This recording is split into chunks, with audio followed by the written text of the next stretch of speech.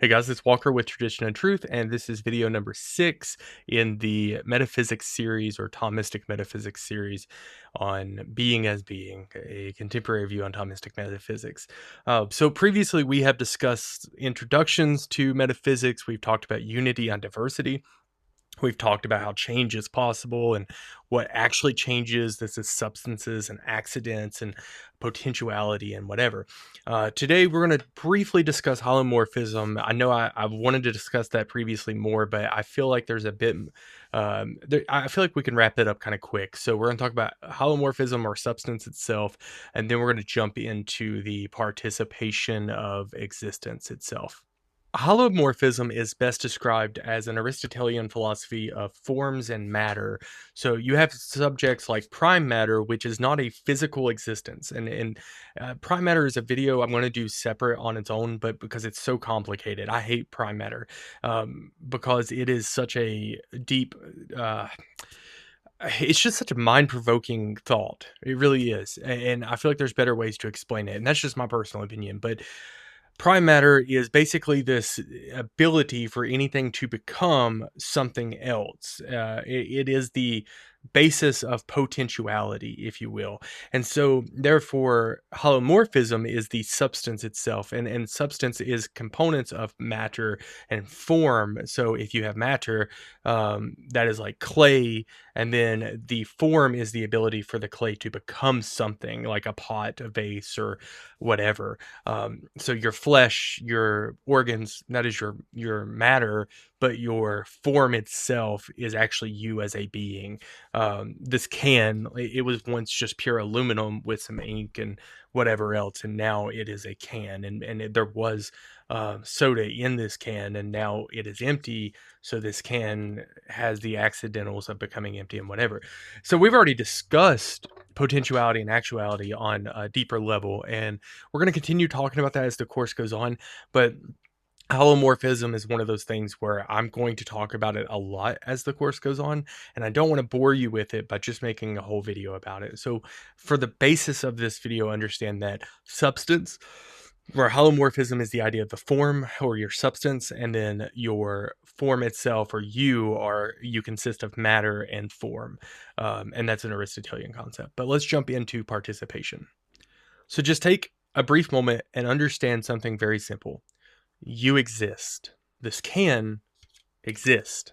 This is something we typically don't think about in our everyday life because we just passively go through life without understanding the concept of existence. Now, you may have existential moments where you question existence and so forth, but rarely do we ever sit around and just say, wow, I actually exist. This is really weird. I don't understand this. So we're going to talk about existence and the participation of existence today. When we speak on existence, we have to understand something very strange. You don't have to exist. This can does not have to exist. You did not have to be born. This world did not have to be here at all. Existence itself did not have to be. So the question is, why is there something rather than nothing? What if this can simply ceased to exist? Like that. Again, bad editing skills.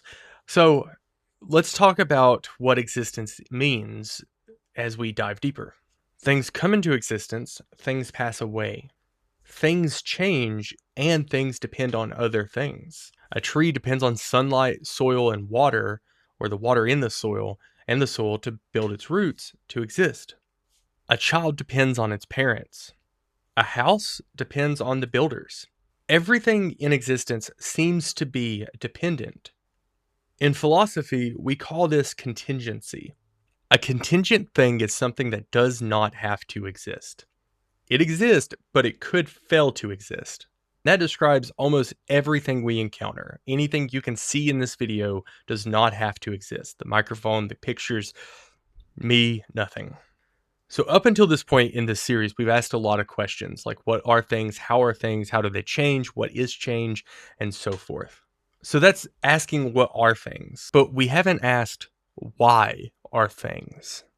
Why does anything exist? To answer this, philosophers such as St. Thomas Aquinas and Aristotle use terms such as participation, and they implemented this ideology of participation to explain why we exist. To participate means to share something without being that something itself. For example, a mirror would reflect sunlight, but the mirror itself is not light. It participates in the light by receiving it and sharing it.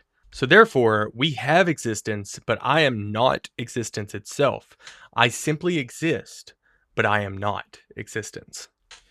And so this answers a further question. Things are being itself. So there's many beings, cans, computer desk, microphones, trees, rocks, sand. These are many beings.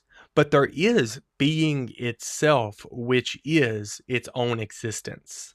And to put that better, the act of existing is existence. Existence is the act, which means that you have existence, but you could cease to exist. You can lose existence.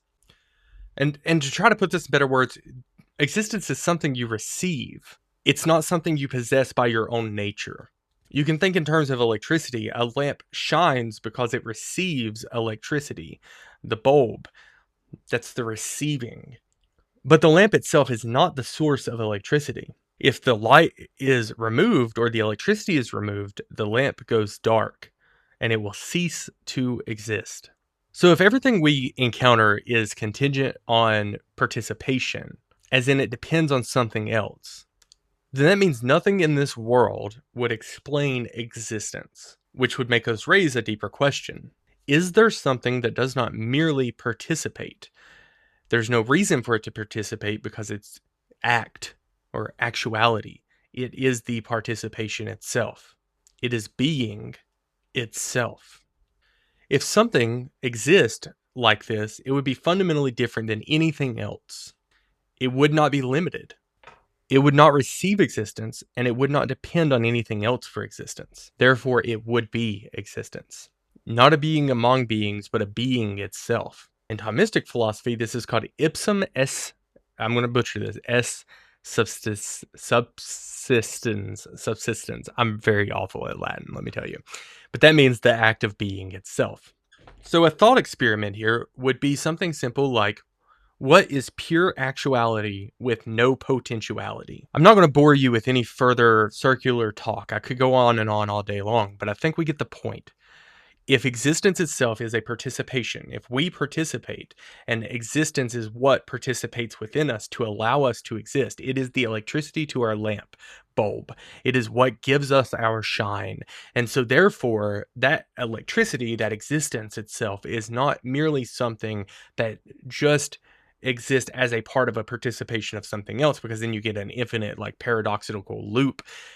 Existence is being itself. And then you could look further and say existence is pure actuality, no potentiality.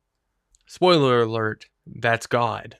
And I'm going to wrap up the video here. Thanks for watching. Stay tuned for the next video in the series on Thomistic Metaphysics as we continue diving deeper.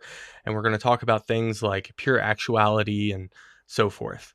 But as for today, God bless you. Please leave a like and comment on this video, and I'll see you next time.